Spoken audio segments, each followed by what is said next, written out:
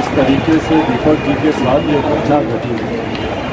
मैं एक तरफ मैं उसकी निंदा कर रहा हूँ, वहीं अपनी तरफ से अपनी पार्टी की तरफ से उनको भावभीनी श्रद्धांजलि अर्पित करता हूँ। और जहाँ कहीं भी हो, भगवान उनकी आत्मा को शांति दे, उनके परिवार दुख की घड़ी में हिम्मत।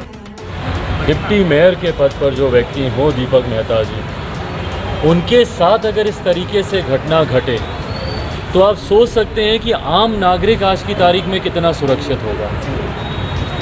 बहरहाल आज की तारीख में जब मैं आपसे ये बातचीत कर रहा हूँ, बिहार में कानून व्यवस्था कितनी ज़्यादा ध्वस्त हो चुकी है, चरमरा चुकी है, मतलब अब शब्दावली समाप्त है। उसका सबसे बड़ा उदाहरण तो स्वयं मुख्यमंत्री जो हमारे प्रदेश के गृह मंत्री हैं, जब उनके ऊपर अटैक हो रहा है। अभी कुछ देर पहले ही मुझे घटना प्राप्त हुई कि किस तरीके से नालंदा में उनकी सभा में बम फेंका गया।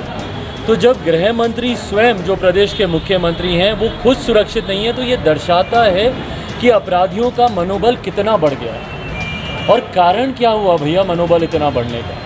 क्योंकि इतिहास गवाह है कि आज तक कोई एक घटना मुझे ऐसी बता दीजिए जहां पर अपराधियों ने गोली चलाई हो, किसी की हत्या की हो और उस परिवार को न्याय मिला हो। बता दें मुख्यमंत्री नीतीश कुमार जी, आज उनके खुद के दरवाजे तक ये घटना आ गई है। मैं उस घटना की भी निंदा करता हूं, जिस तरीके से मुख्यमंत्री जी के ऊपर आज हमला हुआ, मैं उसकी भी निंदा करता हूं।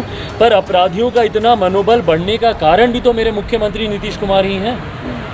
भाई क्यों आज तक किसी अपराधी को सज़ा नहीं मिली?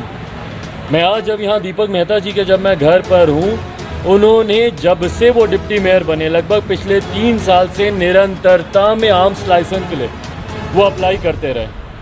उनको एहसास था, उनको अभाव था इस बात का भैया कि एक लंबी मजबूत राजनीतिक लड़ाई उन्होंने लड़ी है।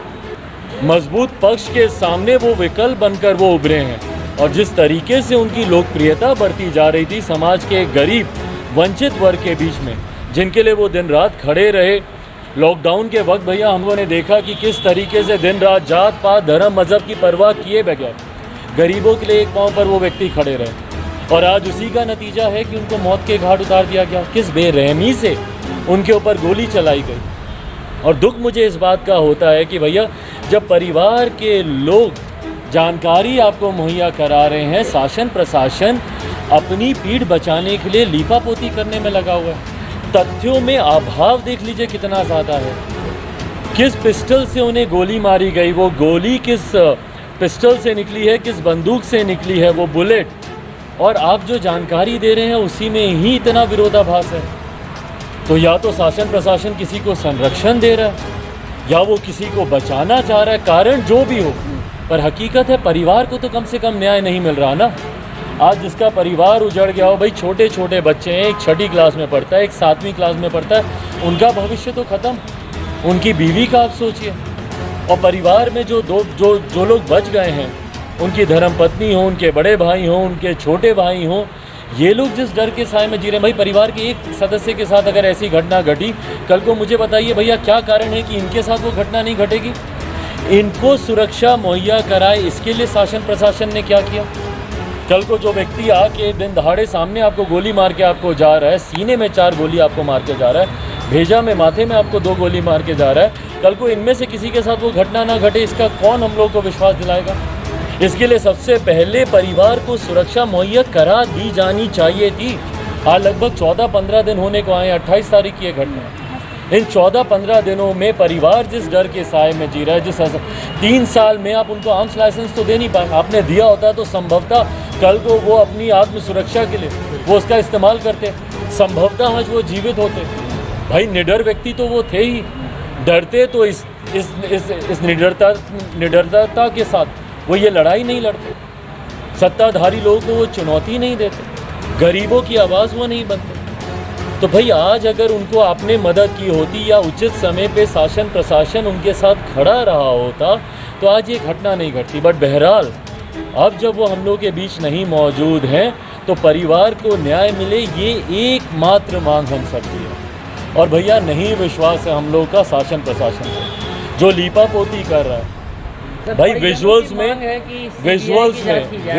में हम लोग को जो शरीर दिख रहे हैं और जिनके ऊपर आप आरोप मढ़ रहे हैं भैया, वो विजुअली नहीं एक जैसे हैं। तो इसमें कहीं ना कहीं या तो आप लोगों को बचाने का प्रयास कर रहे हैं, इसीलिए शासन प्रशासन में हम लोग का विश्वास नहीं है। परिवार की तरफ से मांग है और इनकी मांग को मैं लिखित रूप में मुख्यमंत्री नीतीश कुमार जी के भी समक्ष रखूंगा। हम लोग चाहते हैं भैया कि सीबीआई के द्वारा इसकी जांच की जाए और ये हम लोग की मजबूत मांग है।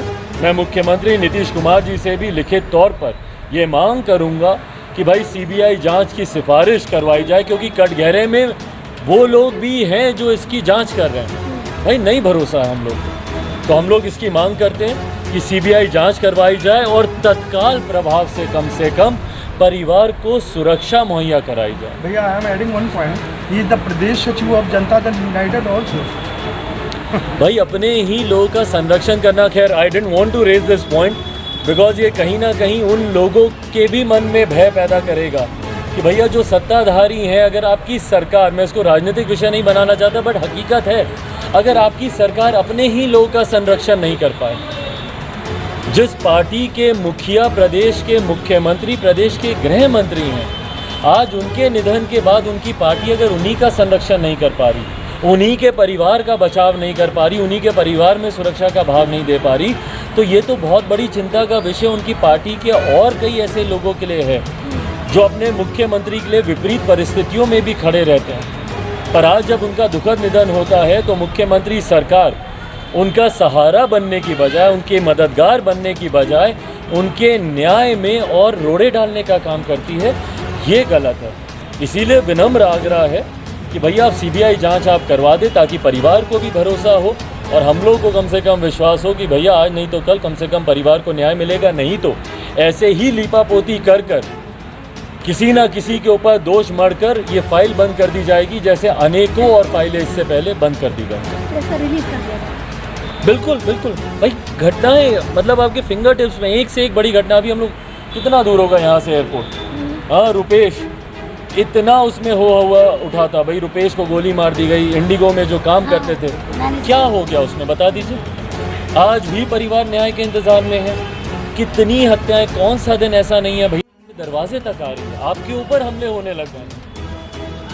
तो यह बात जब आपके दरवाजे पर आ रही है तो गंभीर हो, दूसरे की परेशानियों को समझे, परिवार को सुरक्षा मुहैया कराएं और सीबीआई जांच की सिफारिश राज्य सरकार तत्काल प्रभाव से करे।